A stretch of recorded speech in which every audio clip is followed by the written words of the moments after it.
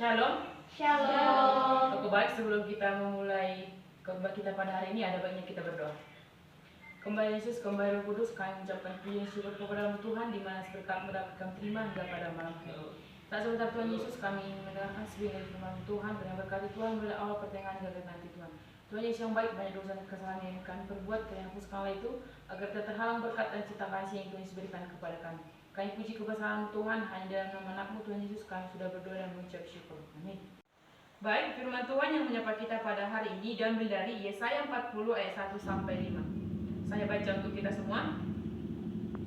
Keselamatan untuk bangsa yang di dalam pembuangan. Hiburlah umatku, demikian firman Allahmu. Tenangkanlah hati Yerusalem dan serukanlah kepadanya bahwa penghambanya sudah berakhir, bahwa kesalahannya telah diampuni. Sebab ia telah menerima hukuman dari tangan Tuhan 2 kali lipat karena kesalahan dosanya.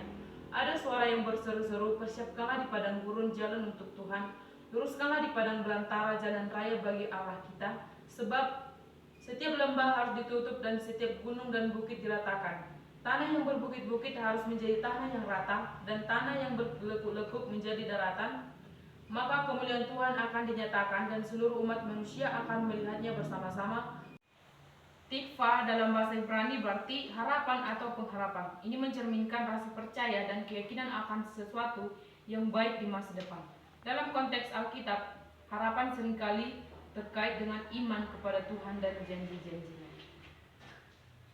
Dari nas Alkitab ini adalah penghiburan dan harapan di tengah kesulitan. Saudara-saudara terkasih, kita pernah mengalami masa-masa sulit dalam hidup kita. Dalam situasi seperti ini, kita sering kali merasa terasing, kehilangan arah, dan bahkan putus asa. Namun, firman Tuhan dalam Yesaya 40 ayat 1-5 ini memberitakan kita diberikan pengharapan dan penghiburan yang sangat dibutuhkan. Dalam ayat 1 dikatakan, Hiburlah, hai umatku, firman Allahmu. Dalam ayat 1 ini, di sini kita melihat bahwa Tuhan memanggil umatnya untuk memberikan penghiburan kepada satu sama lain. Dalam keadaan yang penuh tekanan, kita seringkali lupa untuk saling menguatkan. Mari kita ingat bahwa penghiburan bukan hanya tanggung jawab Tuhan, tetapi juga tanggung jawab kita sebagai sesama. Ketika kita saling menghibur, kita menunjukkan kasih Kristus kepada dunia. Yang ayat kedua itu, katakanlah kepada kota Sion, lihatlah Allahmu. Di sini kita diingatkan untuk menyampaikan pesan harapan. Katakanlah kepada Sion, lihat Allah. Pesan ini adalah tentang pengharapan yang datang dari pengenalan akan Allah. Dalam setiap kesulitan, penting bagi kita untuk mengingat siapa Allah kita yang sebenarnya. Dia adalah Tuhan yang setia yang tidak pernah meninggalkan kita. Kita diajak untuk melihat dengan iman meskipun situasi di sekitar kita tampak sulit. Dan yang ayat yang ketiga itu, persiapkanlah di padang gurun jalan bagi Tuhan. Ini mengajak kita untuk mempersiapkan hati kita untuk menerima kehadiran Tuhan dalam hidup kita. Kita seringkali terlalu sibuk dengan rutinitas sehari-hari sehingga kita lupa untuk mempersiapkan diri secara spiritual. Mari kita luangkan waktu dalam berdoa atau melakukan pembacaan Alkitab atau bernyanyi agar kita bisa merasakan kehadirannya dalam hidup kita. Dan yang keempat itu, setiap lembah akan ditinggikan, setiap gunung dan bukit akan direndahkan. Nah, ini mengingatkan kita bahwa Tuhan memiliki kuasa untuk mengubah keadaan kita. Tidak ada situasi yang terlalu sulit baginya.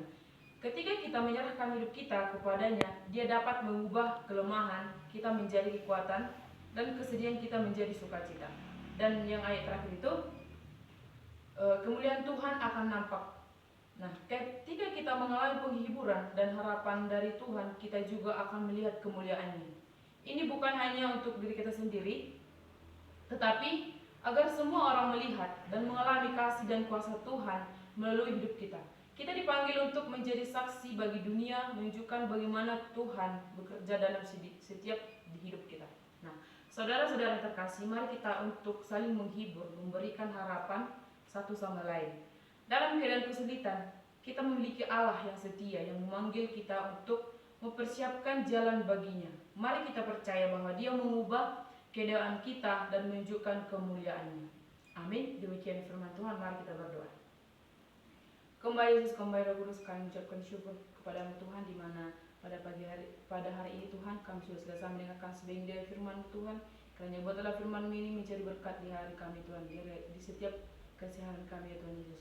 Tuhan Yesus yang baik, hanya ini doa harapan kami, di dalam nama anakmu Tuhan Yesus kami sudah berdoa dan mengucap syukur. Amin.